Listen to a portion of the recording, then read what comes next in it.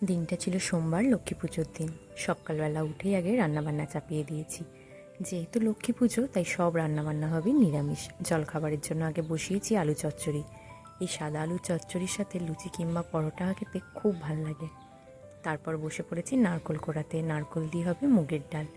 নিরামিষ রান্নাবান্না একটু নারকোল দিয়ে করলে রান্নাটার স্বাদ যেন আরও বেড়ে যায়। আর নিরামিষ দিনে একটু এরকম অন্যরকম রান্না হলে খেতেও বেশ ভাল লাগে। সেদিন দুপুরে রান্না হয়েছিল নারকোল দিয়ে মুগের ডাল, পোস্ত দিয়ে আলু ভাজা, চিচিঙে ভাজা, শিমছামি ছিল।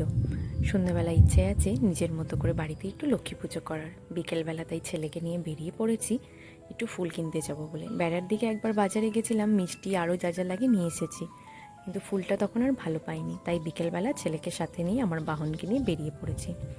বিকেল বিকেল তখন ওয়েদারটাও বেশ ভালো ছিল। চলে গেলাম আমাদের স্টেশনে। যা যা ফুল লাগে সেগুলো নিয়ে নিলাম। বিকেলবেলা যেহেতু স্টেশন চত্বর বেশ ভিড় ছিল, ছেলেও গিয়ে একটা ট্রেন দেখতে পেয়ে ভীষণ মজা পেয়েছে। তারপর বাড়ি এসে রান্নাবান্না চাপিয়ে দিয়েছি। বিকেলবেলা যেহেতু রুটিটা করেই গেছিলাম, তাই বানালাম বাড়ি এসে সুজি। তারপর বসিয়ে দিয়েছি চা। আর আগের থেকে ছোলার ডাল সিদ্ধ করা ছিল। ভাবলাম সবটা গুছিয়ে তারপর ঠাকুর ঘরে যাব। হাজব্যান্ডের জন্য হচ্ছে লিকার চা, আর আমার জন্য হচ্ছে দুধ চা। সাধারণত দুধ চা খাওয়া হয় না, আবার বাড়িতে যদি কোনো সময় দুধ থাকে তখন একটু দুধ চা করে খাওয়া হয়। এদিকে গল্প করতে করতে আমার চাও হয়ে গেছে। ভাবলাম চাটা ততক্ষণে থাক, ছোলার ডালটা বানিয়ে নিই। নারকোল দিয়ে ছোলার ডালটাও বানানো হয়ে গেল। রান্নাবান্না শেষ করে চা খেয়ে যে কটা বাসন ছিল সব ধুয়ে নিলাম। এবার আমি আর ছেলে চললাম ঠাকুর ঘরে। রান্নাবান্নাটা হয়ে গেল মানে একটা বড় কাজ হয়ে গেল। ছেলে এদিকে মিষ্টির প্যাকেটটা নিয়েছে, আমি আরও যা যা লাগে সেগুলো নিয়েছি। বেশি বড় করে কিছুই করিনি, কেন বাচ্চা নিয়ে সামলে একা হাতে সবটা পেরে উঠবো না। যতটুকু আমার মতো করে পেরেছি ততটুকুই করেছি। আগে ঠাকুর ঘরে গিয়ে আলপনাটা দিয়ে নিলাম যেমন পারি। আর ছেলে এদিকে বসিয়ে মাথা খারাপ করছে। যদিও তখন সে চুপটি করে বসেছিল, কিছু একটা করছিল, চন্দন বাটছিল। আমাকে বললো চন্দন পিড়িটা দাও, ও নিজে নিজেই ঘষবে। যা হোক কিছু দিয়ে একটা শান্ত করেছিলাম। তারপর বলে পদ্ম ফুলটা আমি ফোটাবো।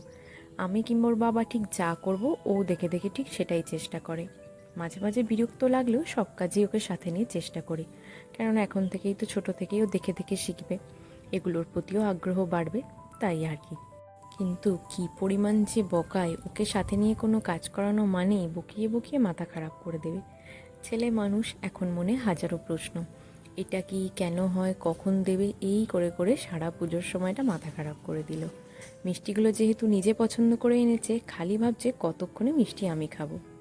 পুজো করব না ওকে সামলাবো সেটাই ভেবে উঠতে পারি না। যাই হোক, নিজের মন থেকে ছেলেকে নিয়ে যতটা পেরেছি চেষ্টা করেছি ঠাকুরের সেবাটা দেবার।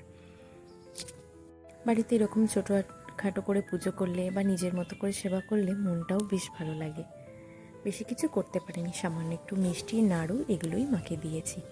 বললাম বেশি তো কিছু করতে পারছি না, তুমি তোমার মতো করে সবটা নিয়ে নাও। তারপর বসলাম একটু পাঁচালি পড়বো বলে। সাধারণত পড়া হয়ে ওঠে না, তো সেদিন যেহেতু ছিল লক্ষ্মী পুজো, হাতে সময়ও ছিল, তাই বসলাম একটু পড়তে। ছেলে ততক্ষণে কিন্তু ঠাকুরের প্রসাদ থেকে প্রসাদ তুলে খেতে আরম্ভ করে দিয়েছে। ছেলে মানুষ, কতক্ষণই আর এরকম লোভনীয় কিছু খাবার থাকলে ধৈর্য ধরে বসে থাকতে পারে। যাই হোক, বেশ কিছুক্ষণ শান্ত হয়ে বসেছিল। তারপর যেই না মিষ্টিটা হাতে ফুরিয়ে গেছে, এবার আরও একটা মিষ্টি খাবার বায়না। আমি পড়ছি, সমানে বলছি, কখন যে পড়াটা শেষ হবে কে জানে। আমাকে হয়তো বসেই থাকতে হবে। ওই মিষ্টিটা যে কতক্ষণে খাবো, এই রকম যদি পাশে কেউ বসিয়ে বসে বকে, পড়বো না হাসবো। যাই হোক, ওকে নিয়ে যতটা পারলাম করলাম। তারপর ওকে আবারও প্রসাদ দিয়ে ঠান্ডা করলাম।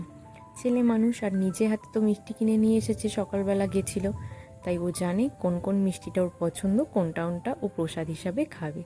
এদিকে বলেছে যে তুমি আগে ঠাকুরের সেবা দিয়ে দাও, তারপরে আমাকে দেবে। তো ছেলে মানুষের মন, এই এক বলছে, করছে আর এক। যদিও ছোটোবেলাটা আমাদেরও এরকম কেটেছে।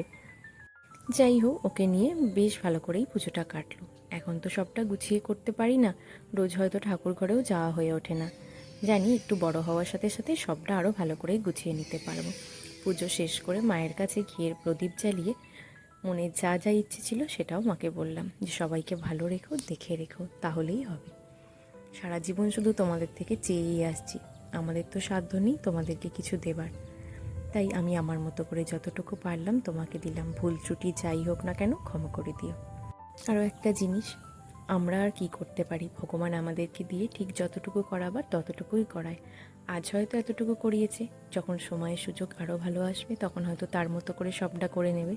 পুজো শেষ করে সব ঘরে বারান্দায় আলপনা দিলাম। এই লক্ষ্মী পুজোর দিনগুলোতে আলপনা দিতে কিন্তু খুব ভালো লাগে, একটা আলাদাই যেন শান্তি।